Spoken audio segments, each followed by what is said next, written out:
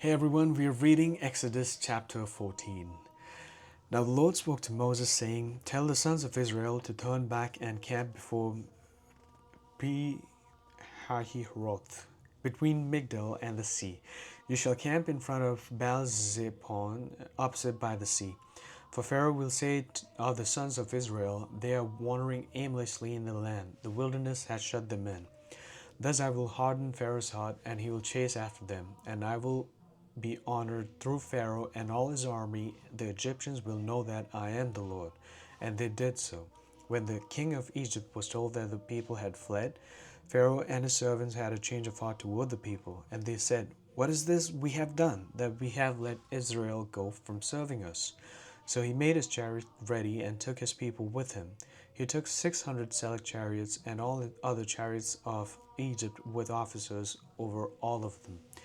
The Lord hardened the heart of Pharaoh, king of Egypt, and he chased after the sons of Israel, as the sons of Israel were going out boldly. Then the Egyptians chased after them with all the horses and chariots of Pharaoh, his horsemen, and his army, and they overtook them camping by the sea, beside Pi-hahiroth, in front of Baal-zephon. As Pharaoh drew near, the sons of Israel looked, and behold, the Egyptians were marching after them, and they became very frightened. So the sons of Israel cried out to the Lord. Then they said to Moses, Is it because there were no graves in Egypt that you have taken us away to die in the wilderness? Why have you dealt with us in this way, bringing us out of Egypt? Is this not the word that we spoke to you in Egypt, saying, Leave us alone that we may serve the Egyptians? For it would have been better for us to serve the Egyptians than to die in the wilderness. But Moses said to the people, Do not fear. Stand by and see the salvation of the Lord, which he will accomplish for you today. For the Egyptians whom you have seen today, you will never see them again forever. The Lord will fight for you while you keep silent. Then the Lord said to Moses, Why are you crying out to me? Tell the sons of Israel to go forward. As for you, lift up your staff and stretch out your hand over the sea and divide it, and the sons of Israel shall go through the midst of the sea on dry land. As for me, behold, I will harden the hearts of the Egyptians, so that they will go in after them, and I will be honored through Pharaoh and all his army, through his chariots and his horsemen.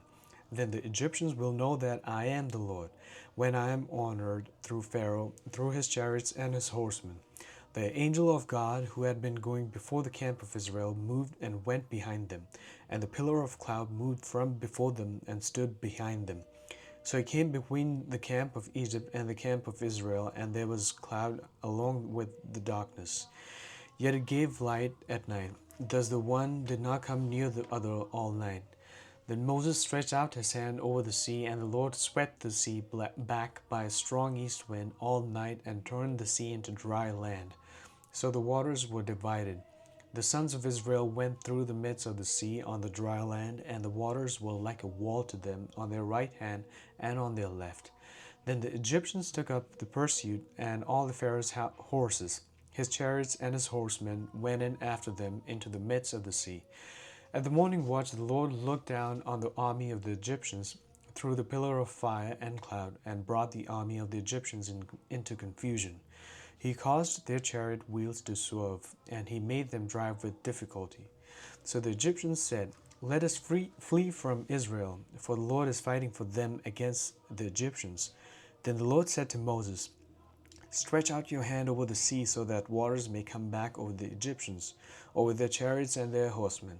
So Moses stretched out his hand over the sea, and the sea returned to its normal state at daybreak, while the Egyptians were fleeing right into it.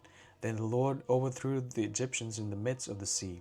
The waters returned and covered the chariots and the horsemen, even Pharaoh's entire army that had gone into the sea after them. Not even one of them remained. But the sons of Israel walked on dry land through the midst of the sea, and the waters were like a wall to them on their right hand and on their left.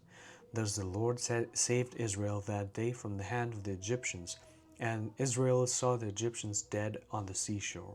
When Israel saw the great power which the Lord had used against the Egyptians, the people feared the Lord, and they believed in the Lord and in his servant Moses.